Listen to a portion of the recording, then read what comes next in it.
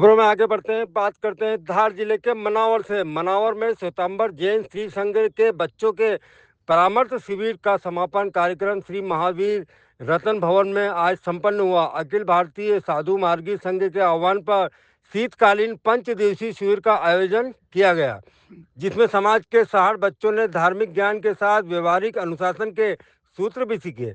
आज के मोबाइल युग में दिन में 3 घंटे बच्चों के चंचल मन को स्थिर रखना आसान काम नहीं है।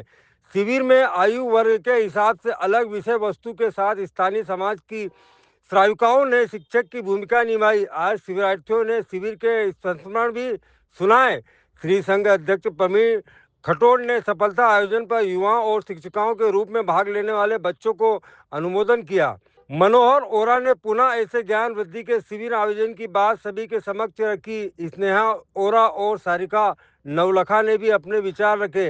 समाज की महिलाओं में शिक्षिका के रूप में मंजू काकरेजा, सपना ओरा, दीपिका नवलखा, खुशबू काकरेजा, नीता नवलखा, ज्योति खटोड़, उषा ओरा, मोनिका ओरा, संगीता मेहता, स्वाति ओरा आदि का विशेष सहयोग रहा है। शिविरार्थियों को इनाम एवं परामर्श शिविर के सर्टिफिकेट भी श्री संघ अध्यक्ष प्रवीण खटोड़, मनोहर ओरा, आकेत नवलखा, समीर मल काकरेजा, सौरभ खटोड़ व समाज गणमान्य श्रावक श्राविकाओं को कर कमलों को दिए गए।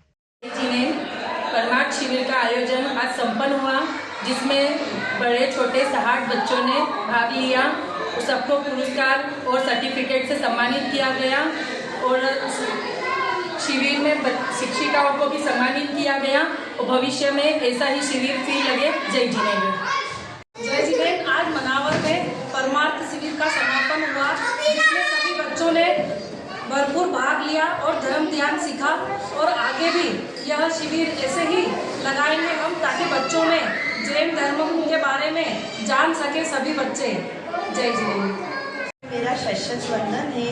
आज परामर्श शिविर का आयोजन 5 दिवसीय शिविर का आयोजन था, जो आज संपन्न हुआ है और सभी बच्चों ने बढ़ चढ़कर इसमें सहयोग दिया और शामिल हुए और सभी बच्चों ने धर्म की राह पर चलने का संकल्प भी लिया, कुछ नीति नियम का पालन भी किया, जिनसे सभी बच्चों में मतलब आगे हर नियम को पालन करने का निर्णय भी लिया और सीखे भी सही, और साथ ही सभी का सहयोग से यह परामर्श शिविर संपन्न हुआ।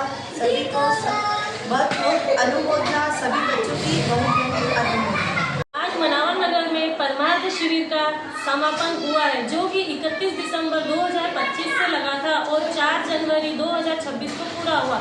इस 5 दिवसीय शिविर में बच्चों ने बहुत बढ़ चढ़कर भाग लिया है और बहुत सारा कुछ धर्म ज्ञान सीखा है और उन्होंने कुछ नियम भी लिए हैं, जिसे वे आगे जाकर पालन करेंगे। और बच्चों को समापन के पश्चात सभी को इनाम वितरण भी किया गया है। यही कामना करती हूँ कि सारे बच्चे आए और ऐसे ही शिविर में भाग लें और अपना आत्म कल्याण करें। धन्यवाद।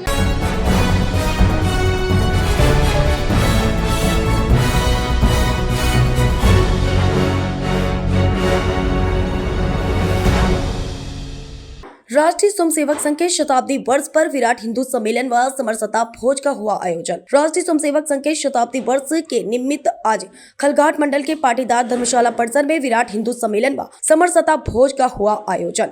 सर्वप्रथम मंचासीन अतिथियों द्वारा मां भारती जी के चित्र पर माल्यार्पण दीप प्रज्वलित कर कार्यक्रम का शुभारंभ किया। मंचासीन संत श्री मोहन दास जी महाराज, श्री त्रयम केशवानंद जी महाराज, श्रीमती उषा वर्मा पूर्व शिक्षिका, श्री ललित कोठारी जी रिंगनोद प्रांत के धर्म जागरण से संयोजक व विभाग कार्यवाहक रहे अतिथि। संत महात्माओं का स्वागत केसरिया दुपट्टा श्रीफल से किया गया। उद्बोधन में संत महात्माओं द्वारा सामाजिक समरसता पर विशेष अपनी अपनी बात रखी। उद्बोधन पश्चात मां भारती जी की आरती कर समरसता भोज प्रारंभ हुआ। बड़ी संख्या में 10 ग्राम से आए माता बहनों व बच्चों ने भोज किया। जिस संगठन के 100 वर्ष होने के उपलक्ष्य में यह हिंदू सम्मेलन हो रहा है, राष्ट्रीय स्वयंसेवक संघ, हम सब लोगों ने कभी उसके कार्यकर्ताओं को नेकर पहनकर नदी के घाट पर, कभी रेल पटरी के उस पर, कभी किसी दुर्घटना में, और वर्तमान में बहुत बड़ी एक त्रासदी भी हुई थी, कोरोना।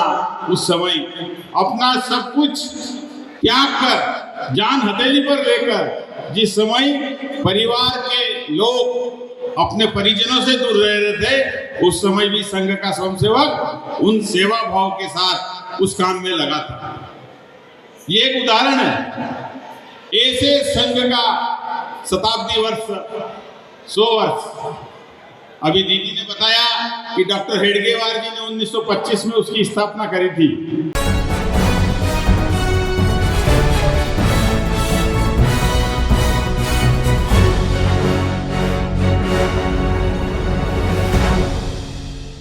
इस वक्त की खबर आ रही है रतलाम जिले से। रतलाम जिले के जावरा में 5 करोड़ रुपए की लागत से मध्य प्रदेश का पहला गो चिकित्सालय सुजापुर में बनेगा। मकर संक्रांति को होगा इसका भूमि पूजन। जावरा से 7 किलोमीटर दूर पहाड़ी क्षेत्र पर करीब 5 करोड़ रुपए की लागत से मध्य प्रदेश का पहला गो चिकित्सालय रतलाम जिले के पिपलोदा तहसील के अंतर्गत ग्राम सुजापुर में श्री कामधेनु शक्तिपीठ द्वारा 10 बीघा जमीन में बनेगा। आगामी 14 जनवरी को इसका भूमि पूजन कार्यक्रम विशाल पैमाने पर होगा। संपूर्ण निर्माण पर 2 वर्ष लगेंगे, जो क्रांतिकारी संत स्वामी श्री गो शरणानंद जी महाराज ने मीडिया से चर्चा करते हुए बताया कि दाता देवी फाउंडेशन एवं अन्य सहयोगी संस्थान द्वारा नवनिर्माण धीन गो चिकित्सालय में 100 गायों का वार्ड बनेगा, जहां गोवंश की निःशुल्क चिकित्सा होगी। एक्सीडेंट की स्थिति में गोवंश को यहां लाकर उपचार भी किया जाएगा। गोवंश उपचार के लिए एम्बुलेंस की व्यवस्था भी करने का प्रयास चल रहा है। इसके अलावा देश के हर जिले में 1008 गौशाला का निर्माण किया जाएगा। आपने बताया कि आगामी 27 अप्रैल 2026 को संपूर्ण भारत के 750 जिले में तहसीलदार के माध्यम से गोवंश एवं रक्षा गाय को राष्ट्रमाता घोषित करने के लिए प्रार्थना पत्र दिए जाएंगे। यदि सरकार ने नहीं सुना तो देश के सभी राज्यपाल को अलग अलग प्रांतों से प्रार्थना पत्र देने के उपरांत भी यदि मांग पूरी नहीं होती है तो आगामी 27 फरवरी 2027 को 30-30 गो रक्षक प्रत्येक जिले में 7-7 दिन के लिए धरने बैठेंगे। यदि फिर भी केंद्र सरकार ने इसे अनसुना कर दिया, आगामी 15 अगस्त 2027 को नई दिल्ली में 60 संत आमरण आमंत्रण भी करेंगे। यदि महामहिम एवं प्रधानमंत्री ने दोनों मांग स्वीकार कर ली तो महामहिम राष्ट्रपति महोदय द्वारा एवं प्रधानमंत्री के मंदिर बनाकर इनकी पूजा करेंगे। पत्र वार्ता में हनुमानगढ़ी अयोध्या के संत श्री चैतन्य महाराज, उज्जैन के संत श्री रामेश्वर दास जी एवं आयोजन समिति प्रमुख देवेंद्र शर्मा उपस्थित थे। स्वामी जी ने आचार्य निकेतन श्री कृष्ण जी महाराज द्वारा आगामी 8 से 14 जनवरी तक गो भागवत कथा एवं दिव्य महादरबार की जानकारी भी दी है। मुख्य मांगे तो ये है कि अभी भूमि क्रय की गई है गौ चिकित्सालय के लिए। अभी लगभग बहुत कम डोनेशन यहाँ पर प्राप्त हुआ है। भूमि क्रय में लगभग 10 लाख से अधिक की सहयोग की अपेक्षा हमारी है। और सरकार से भी यहाँ पर इतना कम बजट में जो दाता देवी फाउंडेशन जो सहयोग दे रहा है, इतने कम बजट में गौ चिकित्सालय का निर्माण नहीं हो सकता। यहाँ पर बजट की आवश्यकता है। लगभग 2 करोड़ से अधिक बजट और हमको गौ चिकित्सालय के लिए चाहिए। और अभी वर्तमान समय में यहाँ गौ चिकित्सालय का निर्माण हो रहा है सुजापुर में। तो यहाँ पर 8 जनवरी से 15 जनवरी का जो आयोजन रखा गया है वो इसी उद्देश्य को लेकर के रखा गया है, ज्यादा से ज्यादा गौ भक्त जुड़े और सहयोग यहाँ पर दे।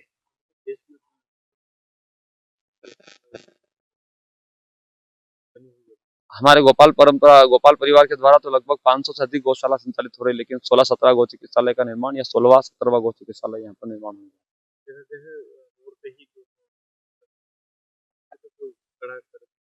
गौ सम्मान आह्वान अभियान चलाया जा रहा है, जिसमें पूरे भारतवर्ष के 5000 तहसील से प्रार्थना पत्र सौंपा जाएगा। गौ चिकित्सालय के बारे में गौ माता को पशु नहीं माँ समझे और माँ समझ करके उसकी चिकित्सा करें। और नंदी भी हो, गौ माता भी हो, उनका पूज्य भाव से निःशुल्क इलाज हो। एम्बुलेंस की व्यवस्था भी यहाँ रहेगी। अगर कोई गौ भक्त अगर एम्बुलेंस देना चाहे दे सकते हैं। गौ चिकित्सालय में अगर अपनी तरफ से कोई शेड बनाना चाहते हैं, अगर कोई पंखा दान, कोई विद्युत में कोई दान, किसी प्रकार का यहाँ पर सहयोग देना चाहते हैं दे सकते हैं। वो सब आमंत्रित है। और साथ ही यहाँ पर ये समाज का कार्य है, किसी एक व्यक्ति का नहीं, सब समाज को आकर के यहाँ पर खड़ा रहना चाहिए। ये प्रोजेक्ट 5 करोड़ से अधिक का प्रोजेक्ट है। अगर अपन पूरा तैयार करें तभी तो वर्तमान में तो हम हमारी क्षमता के अनुसार ही कार्य कर रहे हैं। जितना हमारे पास बजट की व्यवस्था हुई है उतना करेंगे। बाकी अगर पूरा कंप्लीट करें तो 5 करोड़ से अधिक का प्रोजेक्ट। हाँ, गौशाला का ऐसा है कि जो गौ भक्त यहाँ से गौशाला वाले यहाँ से जुड़े हुए रहेंगे और हमको समय समय से प्रेरित करते रहेंगे और यहाँ पर सहयोग करेंगे। उन गौशालाओं की गौ माता का इलाज यहाँ सब कुछ जवाब से होंगे। रोड पे गौ माता बोले कोई भी हो, सबका इलाज। सबकी चिकित्सा निःशुल्क, एम्बुलेंस व्यवस्था रहेगी, एम्बुलेंस जाएगी, गौ माता को विराजमान करके पूज्य भाव से इलाज लगभग 100 से 150 किलोमीटर। कितने स्टाफ रहे? लगभग 25 से 26 स्टाफ, जिसमें 7 से 8 डॉक्टर रहेंगे और बाकी ग्वाले रहेंगे।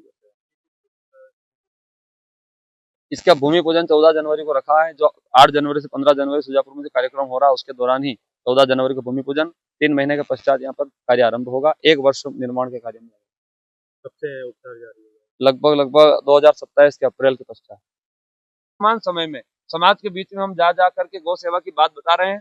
समाज बहुत अच्छा जग करके आगे आ रहा है, सहयोग भी कर रहा है और तन मन धन से सहयोग करके आज इस इतना बड़ा प्रकल्प खड़ा करने में आसपास के हमारे सनातनी गौ भक्तों का सहयोग, यहाँ पर 50 गांव के गौ भक्तों का सहयोग है।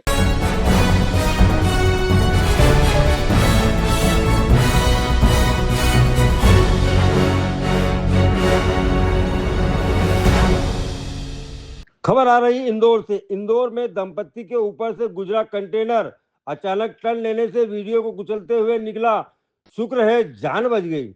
इंदौर के कनाडिया थाना क्षेत्र के एक कंटेनर ने बाइक सवार दंपत्ति को टक्कर मार दी। बाइक समेत उसके ऊपर से निकल गया। हादसे का वीडियो सामने आया। घटना स्कीम नंबर 140 की बताई जा रही है। वीडियो में दिख रहा है लापरवाही पूर्वक कंटेनर अचानक टर्न लेते समय पास से गुजर रही बाइक को चपेट में ले लिया।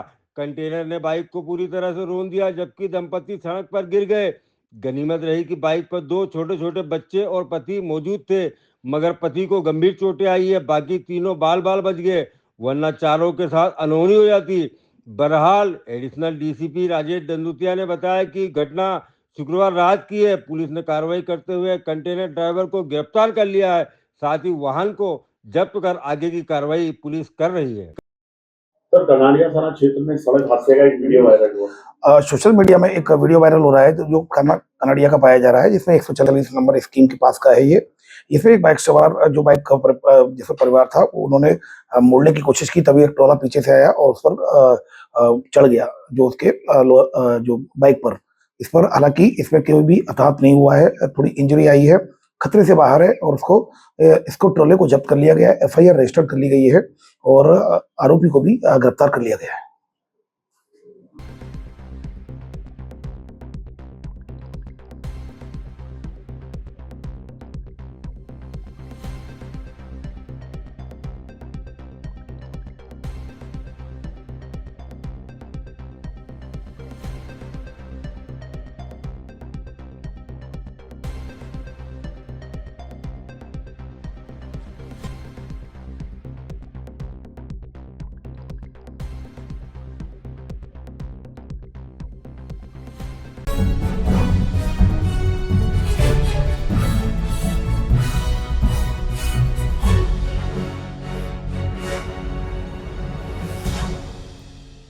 इंदौर क्राइम ब्रांच की बड़ी कार्रवाई। 20 ग्राम एमडी के साथ 3 तस्कर गिरफ्तार। शहर में नशे के अवैध कारोबार के खिलाफ इंदौर क्राइम ब्रांच ने बड़ी कार्रवाई करते हुए 20.35 ग्राम अवैध मादक पदार्थ एमडी के साथ 2 पुरुष और 1 महिला आरोपी को गिरफ्तार किया है। जब्त की गई एमडी की अंतर्राष्ट्रीय कीमत लगभग 2 लाख रुपए बताई जा रही है। क्राइम ब्रांच टीम को स्कीम नंबर 134 पानी की टंकी के पास एक बिना नंबर प्लेट की सफेद स्विफ्ट कार संदिग्ध हालत में खड़ी मिली। पुलिस को देखकर आरोपी गाड़ी सहित भागने लगे, लेकिन घेराबंदी कर उन्हें पकड़ लिया गया। तलाशी के दौरान आरोपियों के कब्जे से एमडी ड्रग्स और बिना नंबर प्लेट की स्विफ्ट कार जब्त की गई।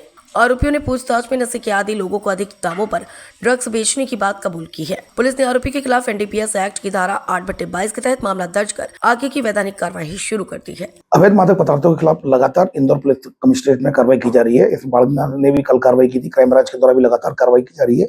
इसी तरह में सूचना मिली थी 134 नंबर स्कीम के पास जो पानी की टंकी है, वहां पर क्राइम ब्रांच को मुखबिर से सूचना मिली थी कि संदिग्ध कार है, स्विफ्ट कार, जिसमें सफेद रंग की, उसमें कुछ लोग पेडलर्स हो सकते हैं। इस सूचना पर टीम गई और उन्होंने घेराबंदी करके उस गाड़ी को रोका और इसमें भागने की कोशिश भी की, जिसमें चोटें भी आई है। इसमें दो युवक और एक युवती बैठी हुई थी, जिसमें कि सरफराज और इरफान 2 आरोपी थे और एक महिला थी। इनमें तीनों को ही जब तलाशी लेगी तो उनके कब्जे से 20 ग्राम से अधिक एमडी ड्रग्स निकला, जिसकी कीमत लगभग 2 लाख से ऊपर की है। और इसमें इनकी स्विफ्ट गाड़ी को भी जब्त कर लिया गया है। 8/22 एनडीपीएस एक्ट के तहत केस रजिस्टर कर लिया गया है। तीनों ही आरोपियों को गिरफ्तार कर लिया गया है। बैक ट्रेस किया जा रहा है, इनसे पूछताछ की जा रही है।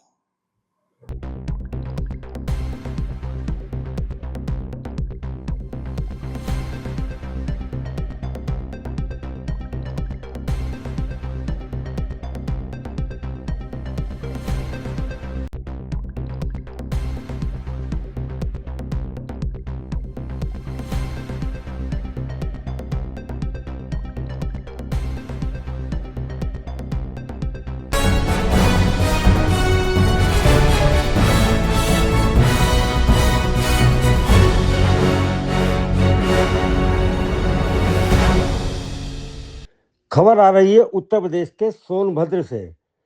ऑपरेशन लंगड़ा के तहत नाबालिग से दुष्कर्म के आरोपियों को पुलिस ने किया गिरफ्तार। ओबरा पुलिस को मिली बड़ी सफलता। दुष्कर्म के 3 आरोपियों को 30 घंटे के भीतर मुठभेड़ में गिरफ्तार कर लिया गया है।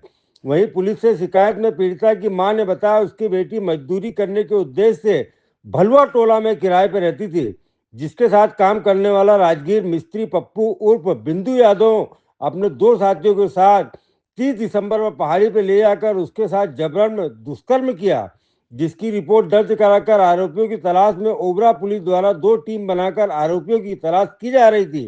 3 जनवरी की रात मुखबिर की सूचना पर पुलिस ने टीम बिल्ली मारकुंडी खदान क्षेत्र में घेराबंदी कर अभियुक्त पप्पू उर्फ बिंदु यादव एवं अर्जुन डोम को मौके से गिरफ्तार कर लिया। तीसरे आरोपी करण डोम ने भागने की फिराक में पुलिस पर फायरिंग जोक दी, जिसमें जवाबी कार्रवाई में आरोपी के पैर में गोली लगी। तीनों आरोपियों को गिरफ्तार कर आगे की कार्रवाई की जा रही है। दिनांक 2 जनवरी 2026 को थाना ओबरा क्षेत्र के अंतर्गत एक नाबालिग बच्ची से दुष्कर्म संबंधी मुकदमा पंजीकृत हुआ था, जिसमें 3 अभियुक्त शामिल थे। तीनों अभियुक्तों की धरपकड़ के लिए थाना स्थानीय द्वारा लगातार पुलिस टीम बनाकर प्रयास किया जा रहा था। इसी दौरान आज 3/4 जनवरी की रात को सूचना मिली कि उक्त तीनों अभियुक्त बिल्ली मारकुंडी खदान क्षेत्र की तरफ कहीं छुपे हुए हैं और कहीं भागने की फिराक में हैं। इस सूचना पर थाना स्थानीय द्वारा मौके पर दबिश देकर 2 अभियुक्तों को गिरफ्तार कर लिया गया, जिसमें से एक का नाम पप्पू उर्फ बिंद यादव है तथा दूसरे का नाम अर्जुन डोम है। तीसरा अभियुक्त जो उन्हीं के साथ था, पुलिस को देखकर भागने लगा। भागने के दौरान पुलिस द्वारा उसके पीछा किया गया, जिस पर पुलिस बल पर उसने फायरिंग कर दी। जवाबी कार्रवाई में मुठभेड़ के दौरान पुलिस ने भी आत्मरक्षा में बल प्रयोग किया, जिसमें करण डोम के पैर में गोली लगी है। गोली लगे हुए अभियुक्त को उपचार हेतु तत्काल नज़दीकी चिकित्सालय भेज दिया गया है। तीनों अभियुक्तों ने पूछताछ में दुष्कर्म की घटना में शामिल होना स्वीकार किया है। अभियुक्तों के पास से एक तमंचा, एक जिंदा कारतूस, एक खोखा कारतूस, मोबाइल और कुछ नगद पैसे बरामद हुए हैं। फील्ड यूनिट मौके पर घटनास्थल का निरीक्षण कर रही है। मुकदमे में अग्रिम वैधानिक कार्रवाई प्रचलित है। मौके पर लॉ एंड ऑर्डर की कोई समस्या नहीं है।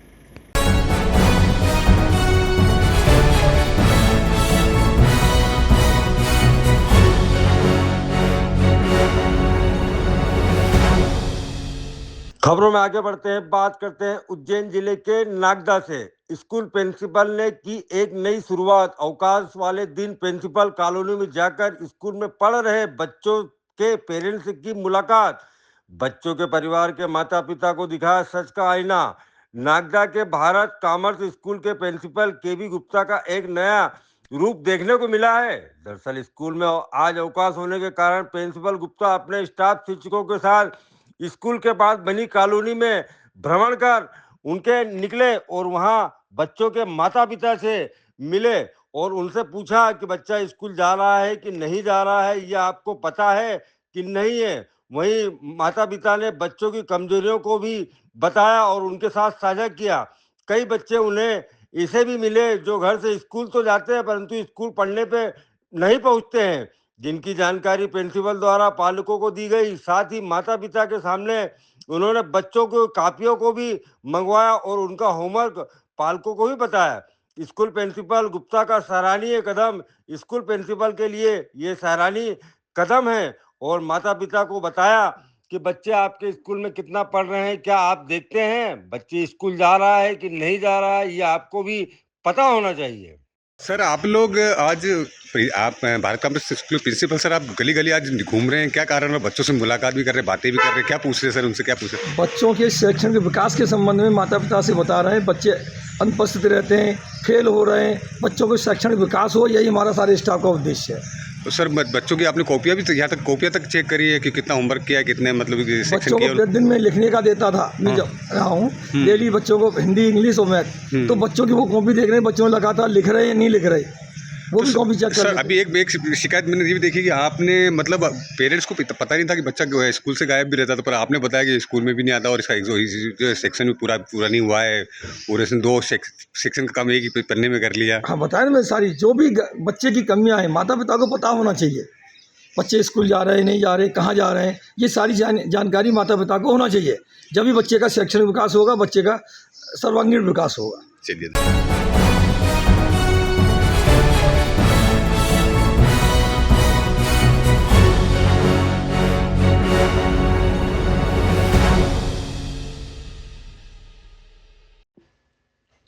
खबर आ रही है अलीराजपुर जिले से। इंदौर की घटना के बाद प्रशासन हुआ अलर्ट मोड पर। अलीराजपुर कलेक्टर ने खुद फिल्टर प्लांट का किया निरीक्षण। कलेक्टर ने कहा कि पेयजल व्यवस्था में लापरवाही बरतने पर संबंधित जिम्मेदारों के खिलाफ आवश्यक कार्रवाई की जाएगी। जिले में पेयजल की गुणवत्ता बनाए रखने के उद्देश्य से सभी नगर निगम अधिकारियों को अपने अपने क्षेत्रों में स्थापित टंकियों की नियमित सफाई करने के दिए निर्देश। जन स्वास्थ्य को सर्वोच्च प्राथमिकता देते हुए स्वच्छ एवं सुरक्षित पेयजल उपलब्ध कराना प्रशासन की प्राथमिक जिम्मेदारी है। कलेक्टर श्रीमती माथुर ने दिए आदेश। इंदौर में दूषित पानी की घटना के बाद अलीराजपुर जिले में कलेक्टर श्रीमती नीतू माथुर ने खुद फिल्टर प्लांट पर जाकर निरीक्षण किया। कलेक्टर ने लोक स्वास्थ्य यांत्रिकी विभाग पीएचई के माध्यम से पानी की गुणवत्ता की नियमित जांच सुनिश्चित करने के दिए निर्देश। निर्देशों में स्पष्ट किया गया कि सभी पाइपलाइनों की समय समय पर जांच की जाए तथा जहां भी लीकेज हो व तकनीकी खामी पाई जाए वहां उसे सुधारे, तुरंत तत्काल सुधार कर कार्य किया जाए। अधिकारियों को यह भी निर्देशित किया गया कि किसी भी परिस्थिति में नागरिकों को अशुद्ध या दूषित पानी का वितरण न हो। जन प्रतिनिधियों के साथ मिलकर पानी टंकी और पानी वितरण की नियमित जांच करें।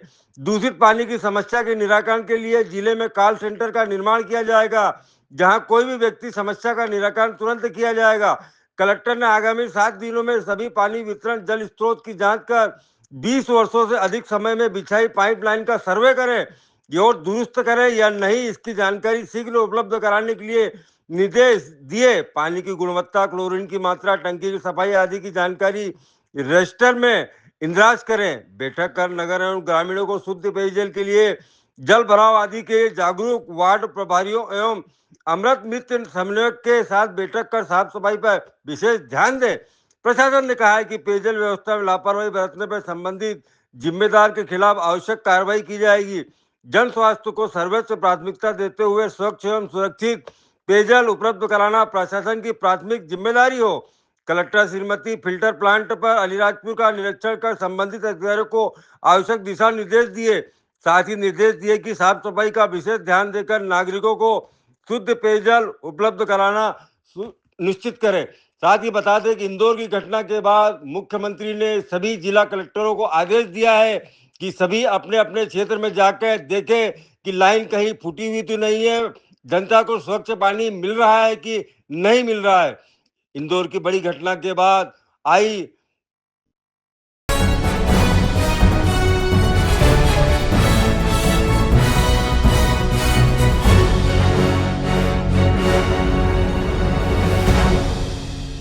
खंडासा बाजार में नववर्ष के अवसर पर भगवान राम के दीपोत्सव की धूम। सुंदरकांड पाठ एवं 1100 दीपों से रोशन हुआ मंदिर प्रांगण। रामनगरी अयोध्या स्थित खंडासा बाजार में नववर्ष के स्वागत और भगवान श्री राम के प्राण प्रतिष्ठा की याद में दीपोत्सव का आयोजन बड़े ही धूमधाम से किया गया। शनिवार सुबह से ब्रह्मदेव बाबा स्थान पर आयोजित इस कार्यक्रम में सुंदरकांड पाठ, हवन, पूर्णाहुति, प्रसाद वितरण के साथ साथ 1100 दीप प्रज्वलित कर दीपोत्सव मनाया गया, जिसने पूरे क्षेत्र को आध्यात्मिक प्रकाश से चमका दिया। इस अवसर पर गांव के निवासियों द्वारा सामाजिक सद्भाव और सेवा भाव की अनुपम मिसाल पेश की गई। बड़ी संख्या में ग्रामीण और श्रद्धालु मिलकर हनुमान जी की भक्ति में डूब गए। यह पाठ नववर्ष पर भगवान राम की कृपा और सकारात्मक ऊर्जा की कामना के साथ किया गया। पाठ समाप्ति के बाद मुख्य आकर्षण रहा दीपोत्सव। ब्रह्मदेव बाबा स्थान पर 1100 दीप प्रज्वलित किए गए।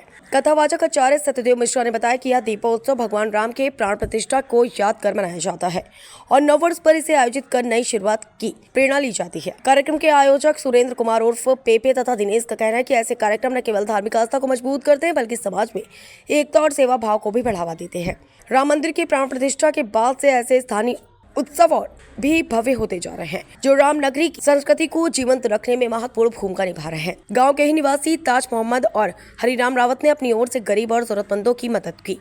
उन्होंने लगभग 50 गरीब महिलाओं को सर्दी से बचाव के लिए कंबल वितरित किए। इसके अलावा 10 बुजुर्गों को ठंड से सुरक्षा हेतु जैकेट प्रदान की गई। ताज मोहम्मद और हरिराम रावत ने बताया कि भगवान राम की नगरी में सेवा भाव ही सबसे बड़ा धर्म है और नववर्ष पर गरीबों की मदद कर उन्हें खुशी बांटना हमारा कर्तव्य है। इस आयोजन में गाँव के सभी वर्गों को लोग शामिल हुए, जिससे सांप्रदायिक सद्भाव की मिसाल कायम हुई।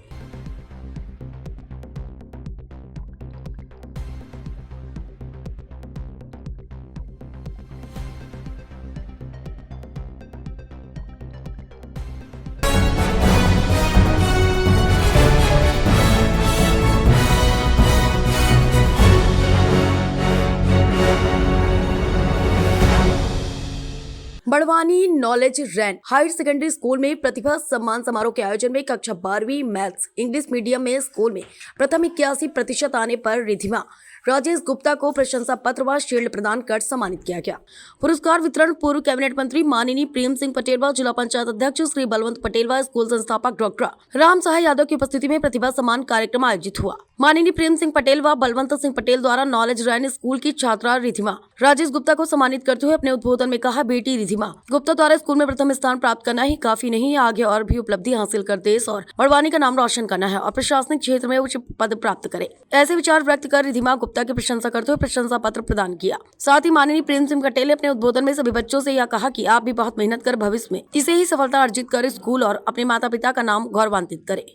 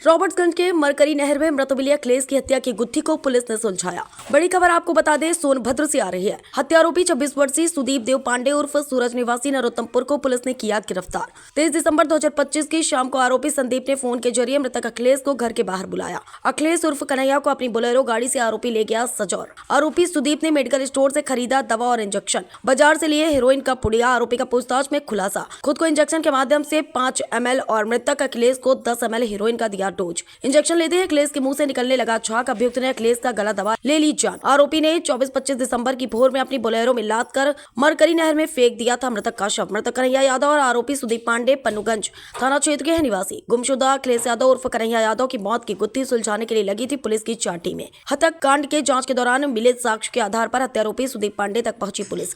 रॉबर्ट्सगंज कोतवाली क्षेत्र के गेरोई नर्सरी के पास से पकड़ा गया हत्या आरोपी। हमारे पास फोन किया था, हम लोगों का काम धंधा भी करता था, सब कुछ हर एक चीज़ अपने घर का ही था। वो एक तरीके से घर पे खा पी लेता था, खाना पीना उसको लेकर के। वो शाम को हमारे पास एक मिनट कैसे ले गए थे? हाथ पकड़ो इसका, बताओ। शादी मैं उस दिन सिर्फ एडिक्ट हूँ, इंजेक्शन लगाता हूँ, नशे का आदी हूँ और अपने लिए डोज बनाया था एविल का। अपना डोज जो बनाए थे हम 10 ml का डोज था, 5 ml हम लगा रहे थे और वो मेरा डोज न जानकारी मैं एक साइड लगा रहा था, उसको वो भी लगाता था लेकिन कम लगाता था डाल के, लेकिन वो मेरा डोज लगा लिया। और जब हम देखे उसको तो देखे कि वो लगा करके बीड़ी फूंक रहा था। हम उसको बहुत मना किए, क्यों लगा लिए, क्या कर लिए। फिर वही तेल कैसे ले गए थे? तेल वगैरह सब कुछ रखने लगे उसके सिर पे, मुंह पे। लाद कैसे ले गए, कैसे ले गए ये बताओ। वहाँ उसके बाद गाड़ी में कैसे ले गए ये बताओ। एकदम जब जब एकदम मर गया वो, एक दिन तक इंतजार किए उसको, तो दिन भर छोड़ दिए। वैसे ही रात में फिर उसको गाड़ी में ला के ले गए, वैसे ही मुखलसूता पैर बांध के वहाँ पे नीचे कटी गई। पैर क्यों बांध दिया था? पैर बांध दिए थे इसलिए क्योंकि वो गाड़ी में लेट रहा था। नशे का सामान ले जाओ। कहाँ से खरीदते हो नशे का सामान? चलो हो गया। यादों के रूप में हुई थी। मृतक के परिजनों की तहरीर के आधार पर थाना रॉबर्ट्सगंज पर हत्या की धाराओं में अभियोग पंजीकृत किया गया था। मामले की संवेदनशीलता को देखते हुए पुलिस अधीक्षक महोदय के द्वारा 4 टीमें बनाई गई थी कि इस प्रकरण का जो है सफल अनावरण 36 घंटे के अंदर किया जाए। हमारी टीमों ने बहुत मेहनत की, तमाम सीसीटीवी फुटेज देखे, इलेक्ट्रॉनिक साक्ष्य खंगाले। बहुत सारे चीज़ों को देखने के बाद फिर जो है उसमें जो नामजद अभियुक्त था सुजीत देव पांडे और सूरज पांडे, ये नरोत्तमपुर पन्नूगंज का ही रहने वाला है।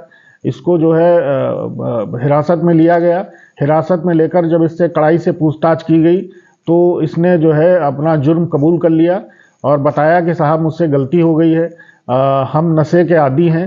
ये लोग दरअसल ये और जो मृतक है ये सब लोग जो है बड़े पैमाने पर नशे का जो है नशा करते थे ये लोग। और उस दिन भी 23 तारीख को जिस दिन ये गायब हुआ था कन्हैया यादव, वो इसको जो है इसके घर से नौडिहा से मोटरसाइकिल पर लेके ये जो है अभियुक्त जो है लेके रॉबर्ट्सगंज आया था। रॉबर्ट्सगंज में इन लोगों ने जैद से एक है जैद का एक बंटी है, उससे इन लोगों ने हेरोइन खरीदी। हेरोइन लेके फिर एक मेडिकल स्टोर से इन्होंने इंजेक्शन वगैरह खरीदे, ले जाके और इसका एक घर पड़ता है सजौर में, इसका एक घर है जो इसको इसके ननिहाल जहाँ पर इसका है वहाँ पर ये लोग गए। वहाँ पर इन लोगों ने जो है अपना इंजेक्शन वगैरह लगाए। उसमें जो है अखिलेश की हालत थोड़ा ज़्यादा बिगड़ गई। घबराहट में इसने जो है अखिलेश की गला दबाकर हत्या कर दी और शव को पूरी रात रखे रहा, पूरे दिन रखे रहा। फिर 25 तारीख को रात में 4 बजे के आसपास इसके पास बोलेरो गाड़ी है, उस बोलेरो गाड़ी में बीच में शव को रख के ले जा रहा था। तो बार बार उसका चूंकि शव अकड़ गया था तो पैर जो है उसका सेट नहीं बैठ पा रहा था, इसलिए उसने उसी के मफलर से उसका पैर कस के बांधा और ले जाके और जो है नहर में जो है शव को फेंक दिया था। सर आपराधिक इतिहास भी आरोपी का पहले इसके ऊपर कई मुकदमे हैं। एक हत्या का मुकदमा इसके ऊपर है, इसके अलावा भी 5 मुकदमे हैं इसके ऊपर। एक हत्या का है और अन्य मुकदमे हैं इसके ऊपर। नशे का आदी है ये और इसको हम लोगों ने गिरफ्तार कर लिया है और इसकी निशानदेही पर बोलेरो भी बरामद कर ली हमने है। इसको हम जेल भेज रहे हैं।